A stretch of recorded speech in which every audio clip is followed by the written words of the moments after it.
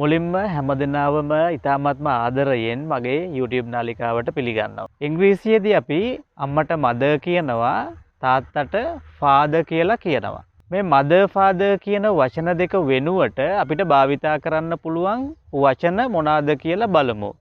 මේවා ගොඩක් වෙලාවට spoken English වලදී භාවිතා කරනවා. හරි, අපි යමු පාඩමට.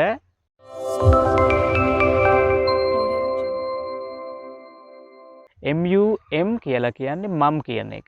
ඒක mother කියන එකට සමාන පදයක්. තරුණ ළමයි අම්මට කතා කරන්නේ මමී කියලා. MUMMY. ඇමරිකන් ඉංග්‍රීසි වලදී MOM මම් කියලා කියනවා. MOMMY මමී කියලා කියනවා මේ අම්මට. තවත් වචන දෙකක් තියෙනවා අම්මට කියන. MAM මාම් කියලා කියනවා. MA විතරක් අරගෙන මා කියලා අම්මට කතා කරනවා මේ ඉංග්‍රීසි වලදී.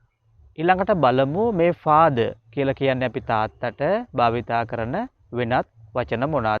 DAD dad කියලා කියනවා. DADDY daddy කියලා කියනවා.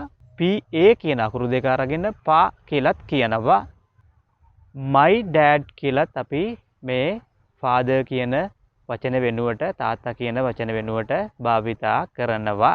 මේ ඉගෙන ගත්ත වචන වලින් my mum and my dad කියන වචන දෙක spoken English වල තියෙන වැදගත්ම වචන දෙකයි.